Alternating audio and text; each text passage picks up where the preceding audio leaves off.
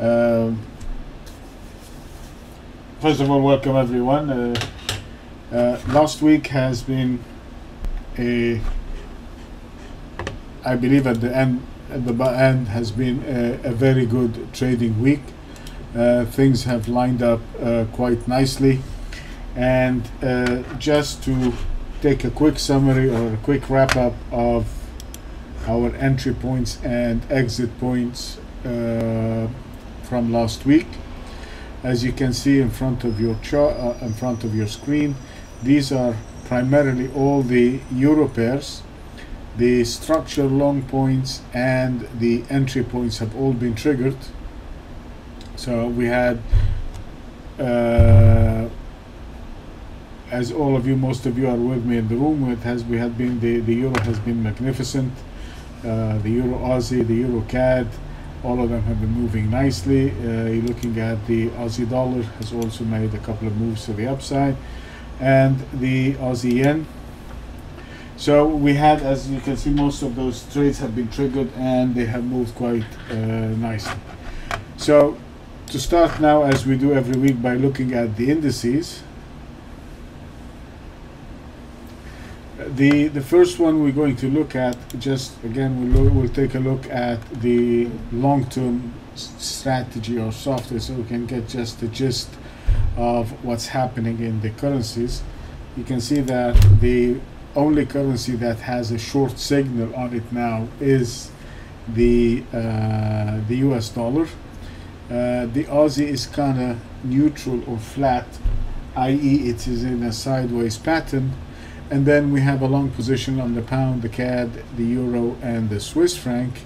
And the Japanese yen is also kind of in a limbo or in a sideways pattern. This is just to give you a general overview of the market. So going back to our starting point, which is always the US dollar. These are the pairing that we did last week. We said that the Canadian is very strong. We will be looking at buying the Canadian. We said that the US dollar was weak, and that would be one of the pairs that we would be looking at selling. We also identified that the Swiss is strong and that the euro is strong. And we also identified that the pound is kind of neutral to positive, so it is negative to positive. So there is a positive undertone in the pound, and that is primarily from the weakness that we have or we had in the US dollar.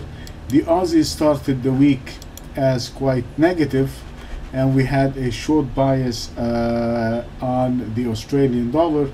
And at the beginning of the week, the Australian dollar has capitulated, and as you can see here, and then it turned around just in the last 2 days. So that was the beginning of the week. This was the selling that we had, which was quite an extended move to the downside in the Aussie, and then it turned around on Thursday and Friday, which was the summation of the ECB and the.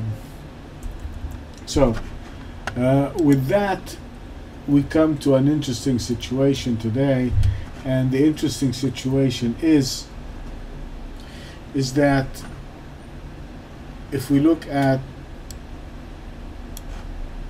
and we said that if we look at the US dollar, it is now pretty much has begun a downward move. If we look at it on a weekly chart,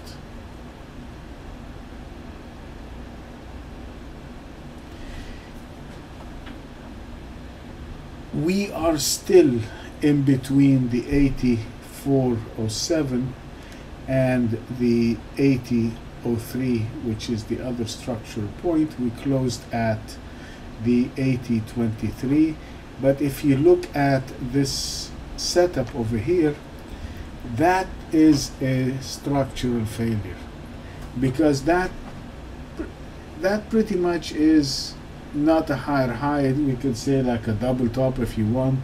So it has failed technically to make a higher high, if you want to be nitpicking, but that's about it.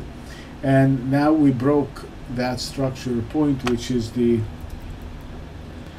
81, which is the 81.39, and we actually moved about 100 points to the downside. We moved with speed, with momentum, with capitulation, and now we're coming towards the second structure point, which is the 80.03. Now, if the dollar breaks below the 80.03, we should be looking for it to go all the way down back to the 77.80. The dollar is in a long-term bear market. I mean, if you look at the chart, I'm gonna compress it. I mean, definitely we are, by no stretch of the imagination, we are in a long-term bear market, and we have been kind of in a sideways pattern, if you will, since the latter part of, well, let's say, if you want to be technical, the lowest part that we got into the US dollar was in the latter half of last year, somewhere around July, August of last year.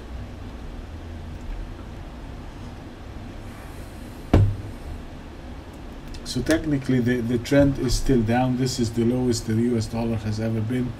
We have been trying to push higher.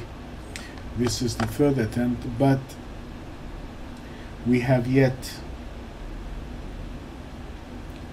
to move forward. So basically the momentum is now to the downside, and we should be looking at the US dollar as a negative or a weak. So we will maintain that negative weakness on the US dollar. If we take the next one that we had from last week, which was a strong, let's take the euro, which is the currency du jour. That is quite an interesting structure in the euro dollar. We have traded above the 126.55. The trend for the euro is still down. I mean, we're not looking for a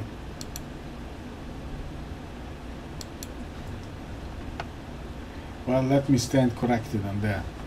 The global trend, the major trend for the euro as of 2002, technically, if we are going to, we are now in a big major sideways pattern that has started from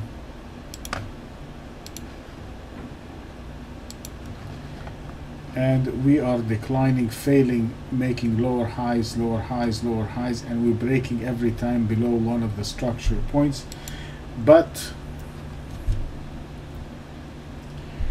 what happened in the last couple of weeks, we have begun to have what we call several kind of different degrees of a turtle soup. So this here was the first level of a turtle soup first time, and that was the first trigger over here. Then we had another level, which is this one over here, and we broke above that too. And here what we're having now is a major short covering rally in the euro. It is not by any stretch of the imagination that it is a trend change, but we should be looking for a continuation to the upside, and probably we can come towards, I think the trigger would be somewhere around the 128.53. So that would probably be the next test on the euro,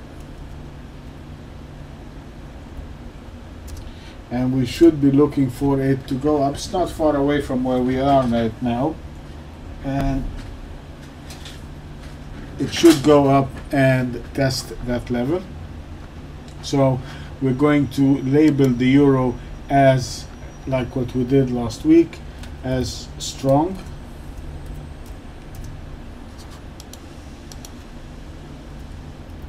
And we're taking the euro, we're buying it simply because we're looking for the short covering rally that is happening in the euro. I mean, all what's happening now is short covering rally. So now with the patience that we have given to the position, we should be looking for further momentum to the upside, and that would be our first candidate to buy for the coming week, which would be the euro.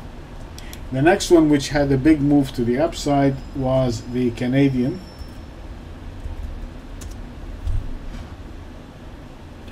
And as we have discussed from last week, this was our structure point, the 101.71. We did break above it, and we closed the week at 102.21.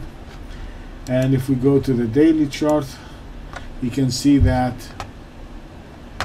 it's continuing to push higher. We had the first, and this is what you would like to see. These are some of the evidence that you would like to see, so that it builds up to your confidence with the bias or the direction. You had a big range or a big momentum day, which was on Thursday,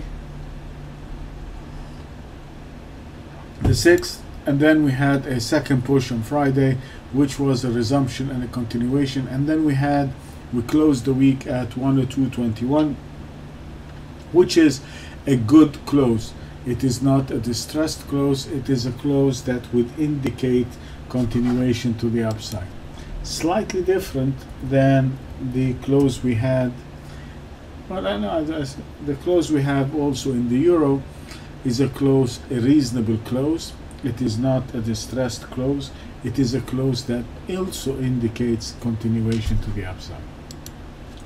The next pair we want to look at is the Canadian is also a plus, or we'll be looking at buying the CAD. Let me put it here. So the Canadian is also a strong.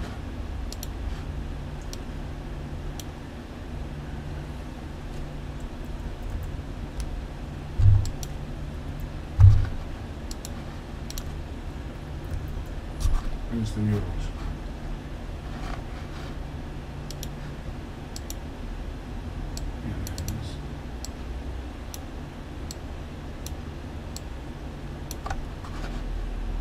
Okay, the next pair we're going to look at quickly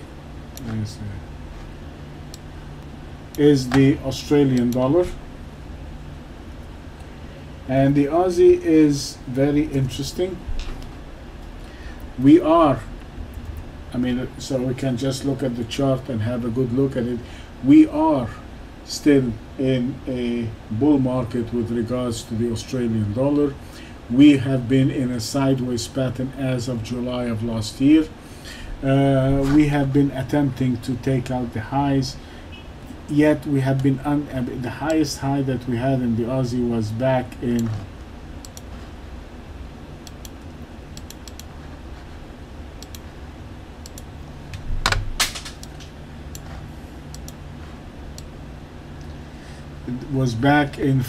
March 2012. That was the highest level, which was the 106.50, and the second attempt was in August of this year, which we reached a 105.78, and we have been kind of sliding off, meandering. We haven't had any follow through to the upside, nor we really did have major capitulation. We had big sell-offs, but all the sell-offs that we had in the Australian dollar, as you can see from the daily charts, it has been perfectly oscillating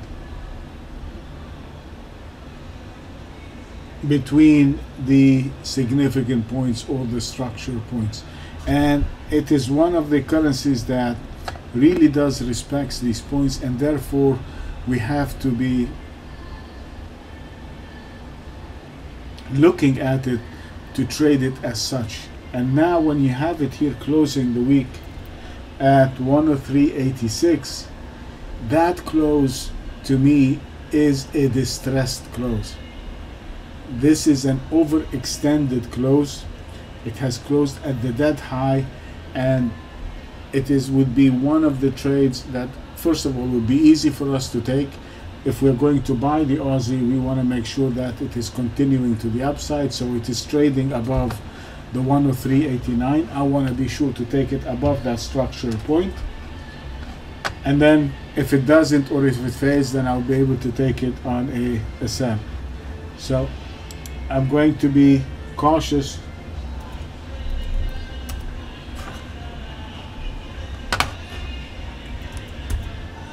See what the hell is going on. It seems like a party downstairs.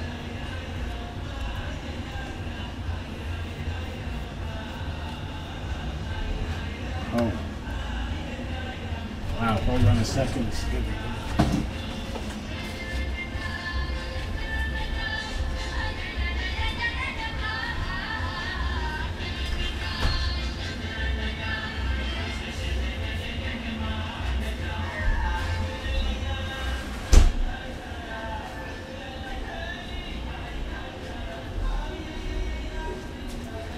I think they're having one of those parades down on the beach, so it's hopefully they're passing through in a minute.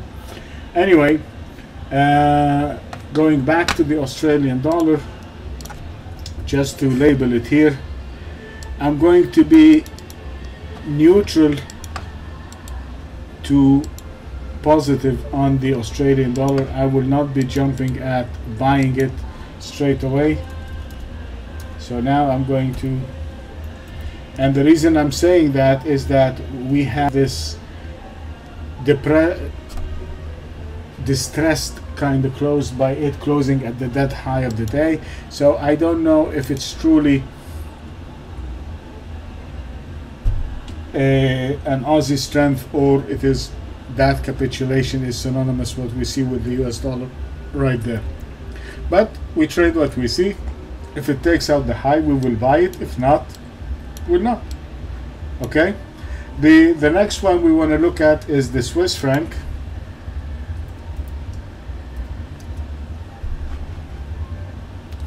And as you recall from last week, the Swiss was coming above the structure point, which was the 104.67. We have pushed above it, and now we closed the week at the 105. We had very interesting moves in the Swiss franc this week. Even it moved against the euro. I mean, that was one. I mean, a couple of guys took a couple of trades in the euro Swiss. Believe it or not, I mean, I haven't traded the euro Swiss for the last year or so. I haven't even taken one trade in that pair, but it did move, and some people did take it. So that Swiss is strong. It is looking now to be pushing higher, and it is going in tandem with the euro. That movement that we have in the Swiss is a move that is tandem, as you can see here in the with the euro dollar.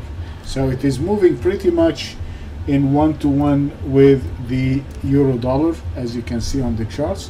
So therefore, if the euro keeps on pushing higher, it will be pulling up with it the Swiss franc. The next is the British pound. And the British pound is quite interesting again.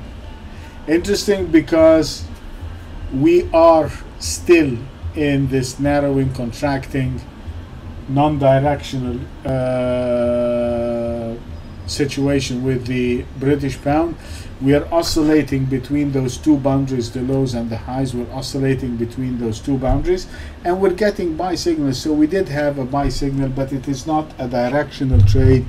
It is not a trend change. We cannot say that this bear market in the pound now has reversed and it's going up. No, nor are we saying that the bear market is resuming. All what's happening with the pound, it is oscillating now in this narrowing, contracting, and it's getting narrower and narrower.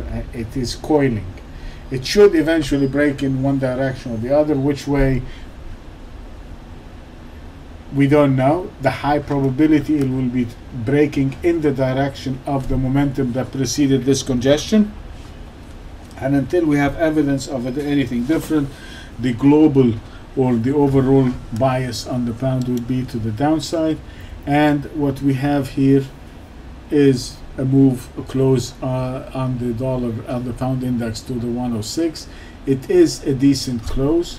We should be looking for it to continue higher, so that is positive, and it should come up and probably make another attempt to test these highs. And you will see that this is not a genuine strength to the pound, and you will see that when we look at the individual pairs. So going to our basic chart, we are going to be kind of positive to slightly negative, so we will go with the pound the way it is moving, with a positive undertone to the upside. With regards to the yen,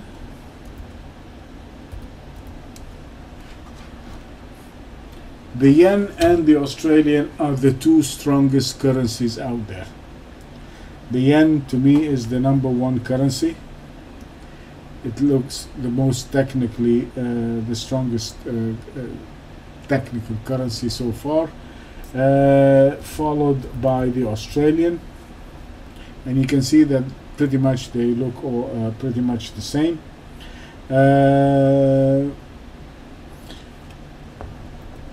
So we will be dealing with the Japanese yen. As long as it's above the 127.37, we'll be looking at buying the Japanese yen, that the yen is strong. So having said that, to go back to our original pairs, the one concern that I have, and I want you to be careful, not be careful, I want you to be aware of this. It looks like an easy trade to go along the euro. It looks like an easy trade to short the US dollar. It seems like a no-brainer. It seems like a no-brainer to go long the euro. It seems like a no-brainer to go long the CAD. It seems like a no-brainer to go long the Swiss. Okay, and it also kind of seems like it's a neutral thing, or it's a normal thing to say that the yen and the Aussie are quite the two strongest currencies. All these moves that we see in those currencies are so clear-cut, they are so self-evident.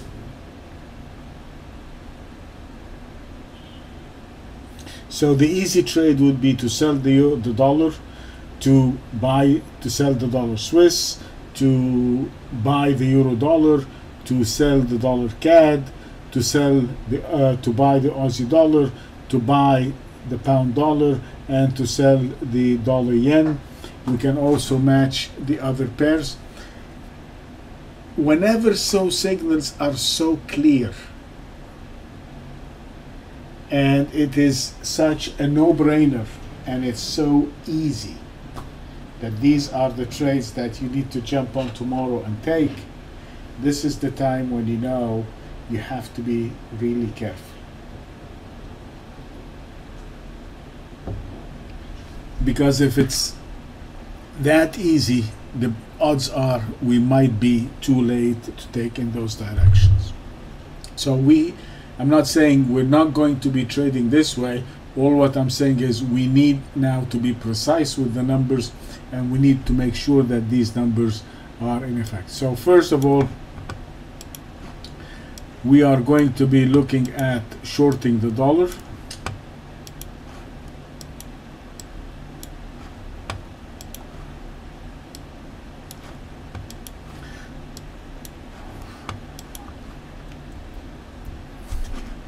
we're going to go to buy the euro.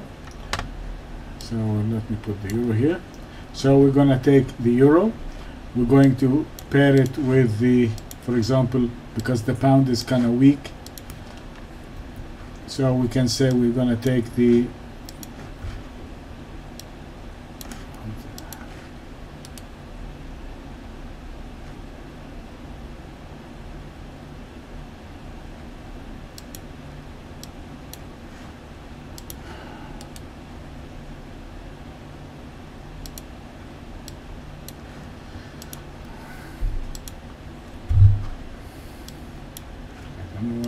stuck.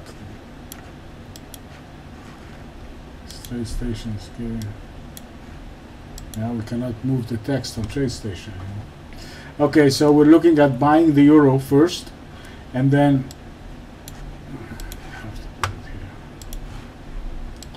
we're looking at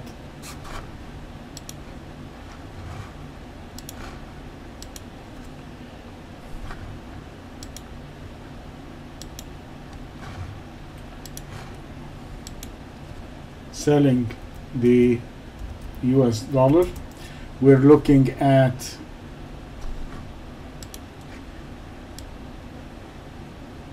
taking the euro Aussie. We're looking at taking the euro yen, and of course we're looking at taking the euro pound. So the euro pound should be moving higher.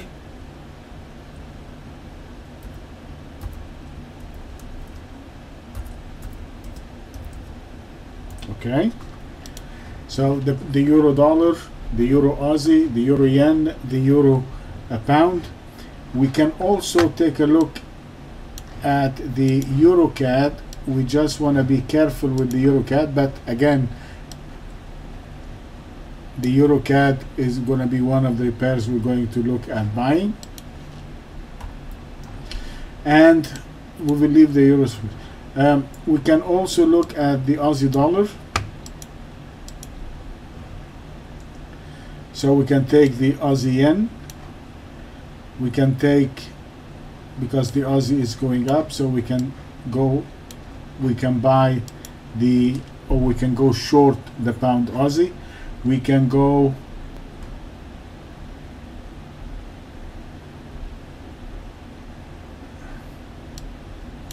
the Aussie dollar, the Aussie US, and we have to look at the Aussie Swiss. I don't know why the letters are stuck on the chart. I cannot move it, but basically this is the essence. We're looking at taking the euro pairs on the positive side. We're looking at taking the Aussie pairs as long as they move above the structure point. Primarily we're looking at the euro dollar, the euro pound, the euro CAD, the euro yen, and of course we leave the euro Swiss. We're looking at the Aussie dollar, the pound Aussie. We're looking at the Aussie USD. We're not particularly interested in the Aussie CAD. We can look at the Aussie yen. We can also look at the pound yen, and we have to be careful. We can also look at selling the pound Swiss. We can look at selling the pound Swiss. If the euro pound is going up, this means that the pound Swiss is coming down, because the euro and the Swiss are moving in the same direction. Okay, so this is the general theme of the pairs. Let me save that, and then we can go